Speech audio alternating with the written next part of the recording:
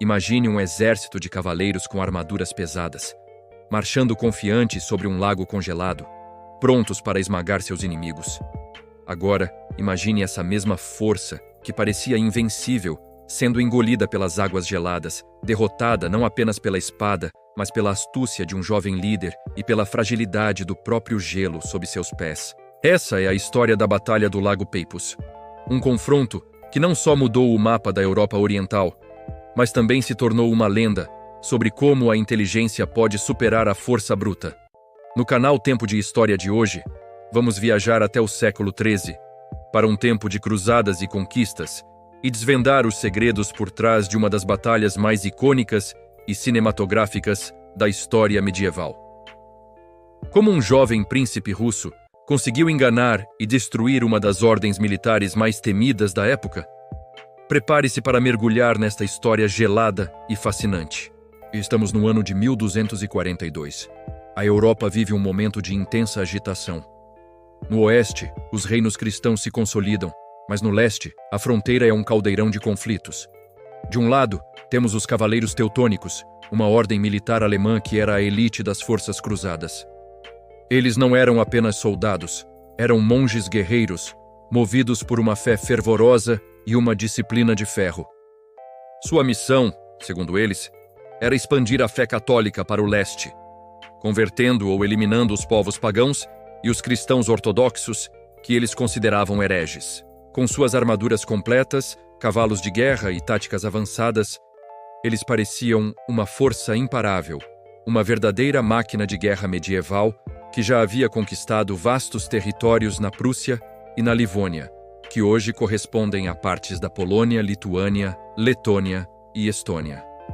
Do outro lado do campo de batalha, encontramos os principados russos, fragmentados e enfraquecidos por anos de invasões mongóis vindas do leste. A famosa Horda Dourada havia devastado cidades e submetido muitos príncipes a um estado de vassalagem.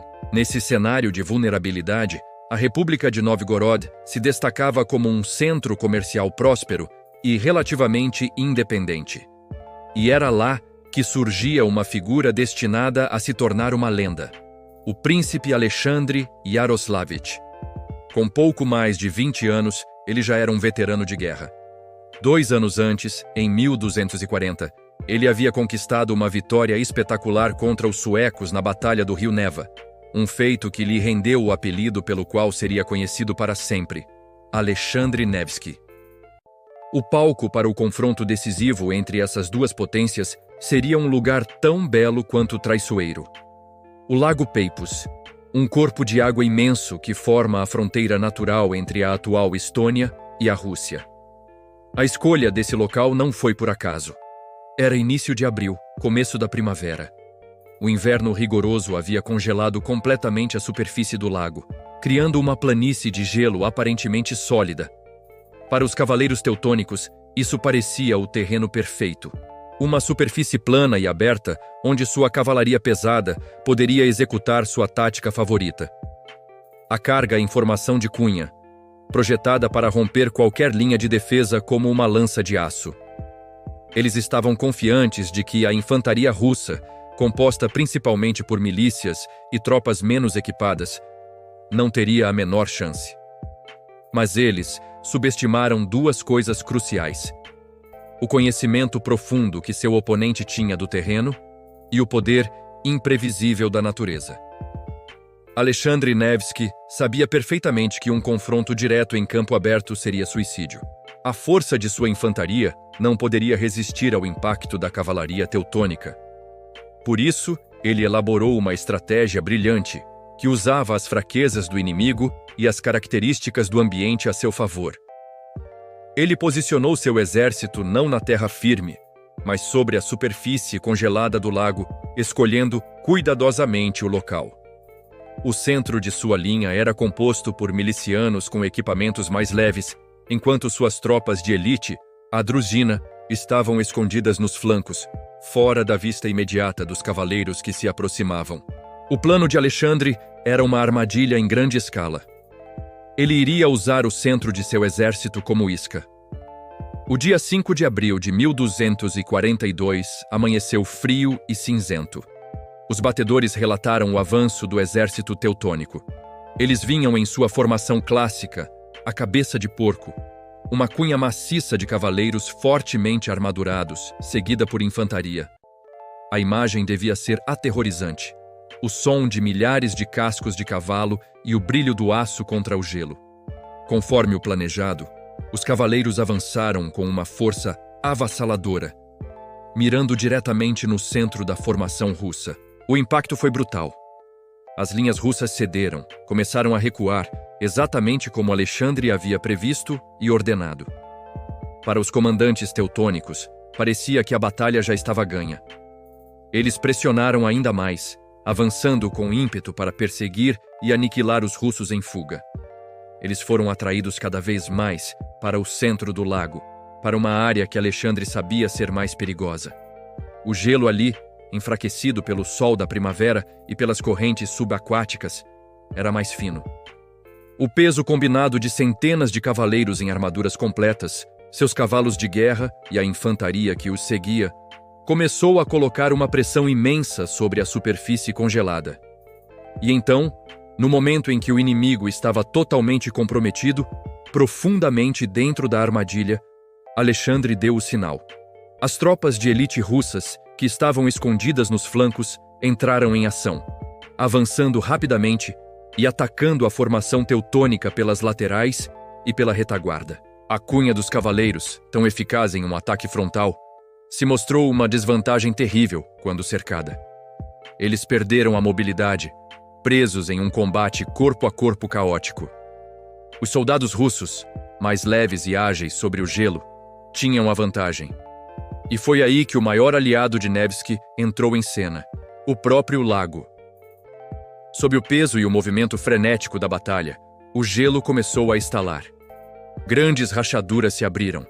O que era um campo de batalha sólido começou a se transformar em uma armadilha mortal. Cavaleiros em suas armaduras pesadas, que pesavam dezenas de quilos, viram o chão literalmente desaparecer sob seus pés. Aqueles que caíam na água gelada não tinham a menor chance de sobreviver.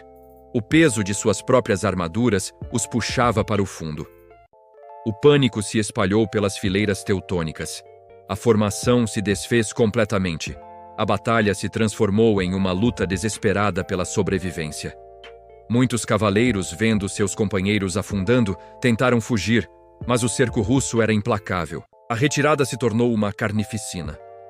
A Batalha do Gelo, como ficou conhecida, foi uma vitória esmagadora e decisiva para Alexandre Nevsky e a República de Novgorod. As crônicas da época relatam que centenas de cavaleiros foram mortos ou capturados, e um número ainda maior se afogou nas águas geladas do Lago Peipus. A derrota foi tão humilhante que freou por décadas a expansão da Ordem Teutônica para o leste. As consequências dessa batalha foram enormes. Para os russos, ela se tornou um símbolo poderoso da resistência nacional contra invasores estrangeiros. Alexandre Nevsky foi celebrado como um herói, um salvador da pátria e da fé ortodoxa. Sua figura cresceu tanto que, séculos depois, ele foi canonizado pela Igreja Ortodoxa Russa, tornando-se Santo Alexandre Nevsky, um dos santos mais venerados da Rússia. Sua história foi contada e recontada, transformando-se em um pilar da identidade nacional russa, especialmente durante períodos de crise, como na Segunda Guerra Mundial, quando o cineasta Sergei Eisenstein produziu seu famoso filme Alexandre Nevsky, para inspirar a resistência soviética contra a invasão alemã. A Batalha do Gelo nos ensina uma lição atemporal. Em qualquer conflito, a força bruta não é tudo.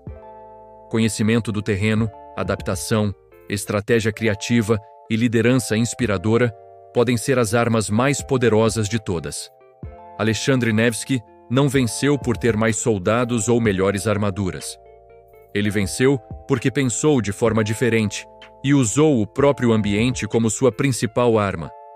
Essa história incrível mostra como um único dia, uma única batalha, pode definir o destino de nações e criar lendas que ecoam através dos séculos. Se você gostou de reviver a épica Batalha do Gelo, não se esqueça de deixar seu like e se inscrever no canal Tempo de História.